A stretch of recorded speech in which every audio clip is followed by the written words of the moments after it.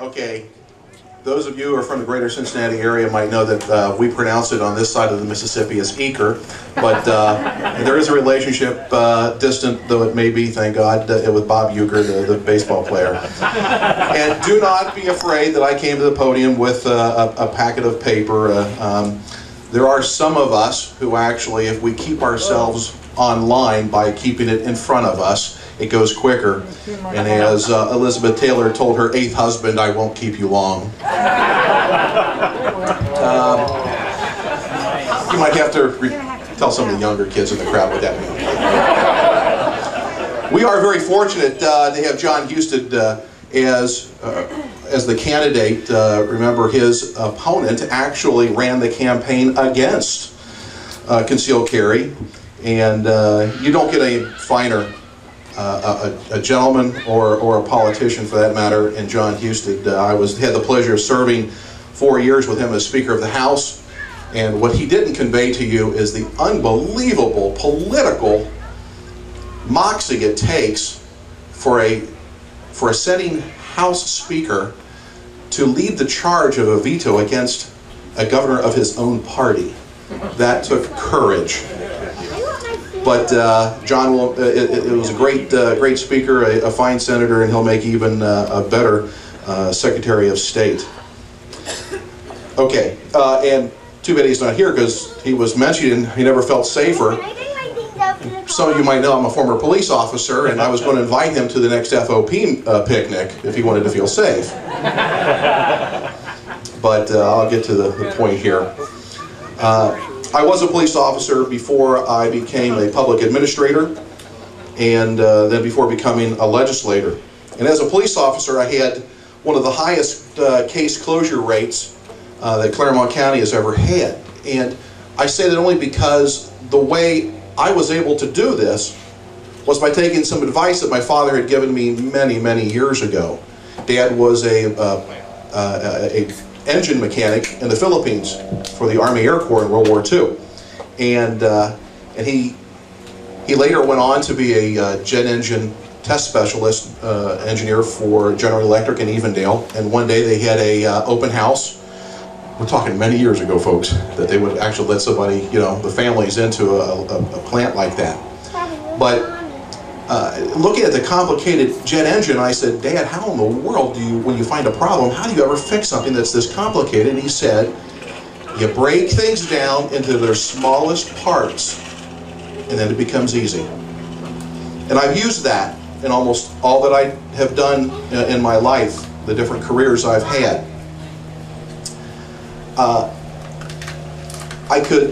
He also told me that any problem is solved, you break the system, break them down into systems, and the systems into smaller parts. But this isn't a management seminar, so I'll go on. So how does this relate to today? Well, legislators have a tendency to want to be as efficient as possible. They want to fix as many problems at one time as possible, sometimes taking what later turns out to be too big of a bite of the apple. And Senate Bill 239 and House Bill 28 attempts to fix some very important issues that we're all dealing with. And the two main issues, carrying concealed around alcohol, and issues pertaining to transportation of firearms. So both issues have surfaced some detractors on both sides of those issues. So I'm proposing legislation that separates and refines the two main issues of those bills. And also, another topic that I'll go into here in a minute, but I'm also taking the time to reach across the aisle. I am a Republican, and I am reaching across the aisle, not just in an email, as most legislators do, to get co-sponsors. I'm making phone calls. I'm putting people's feet to the fire. I'll let you know which feet stand up and which will run away. I'm not looking for headlines, I'm just looking for results here. This will have several effects. But the main effect that I'm looking for is it will remove the cover and excuses. Whenever you have multiple issues, you have the possibility that someone's going to give the excuse, oh, I'd be in favor of that if only it didn't have the alcohol issue in it. Likewise, I hear, oh, I'd be in favor of that if only it didn't have the transportation part, or, oh, if only the private employer parking wasn't in there. This removes that cover. And yeah, you just heard me right. We're going to deal with the parking lot employer and employee issue as well. Working with folks from your organization.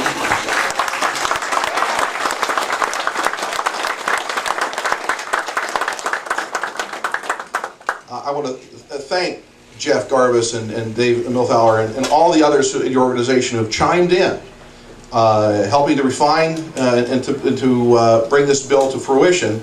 It's not 100% ready. It's about 99.9. But I want to make sure I get people signed off on this, that this is the way we want to go. I expect in about a week, if not earlier, to drop this bill at the clerk's office and get a running start on it.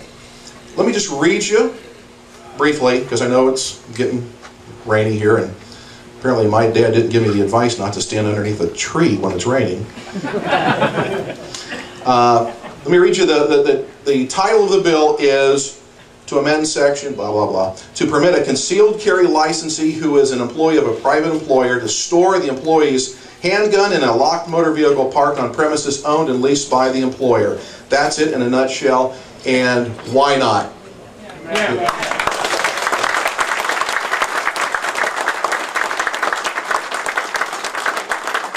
Folks, I have a website.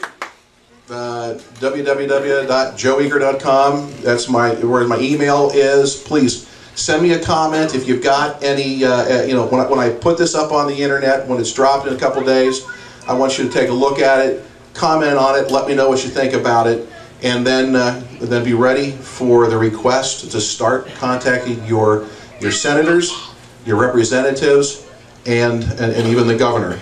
Because there's no reason in the world why, in this particular case, we can't get Roger to call his brother to say, Ted, call your good friend, the Speaker of the House, Armin Budish, and get this on the House floor. Because I'll bet you if he called him, if he really wanted it on that floor, it'd be there in 3 days. Thank you.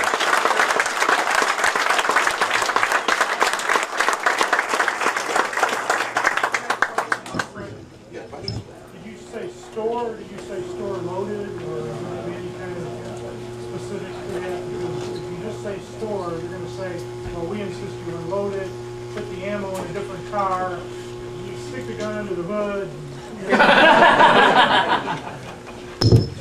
The question is how far are we going to go into the wording of what includes the word, or the meaning of the word store or stored. Basically, what we're looking at is we're looking at the legalese to be interpreted in such a way that the car is an extension of your person or your home. Your employer.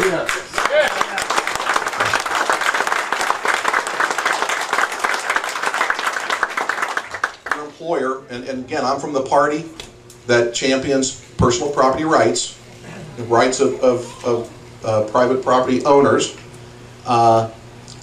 We don't tell you, we don't expect someone who says you're allowed to come into my parking lot to then say, but you can't bring Kroger's groceries in. You have to bring Big's groceries in. Likewise, oh, you can't bring in fancy Kmart sunglasses. You have to wear Costa del Rey sunglasses.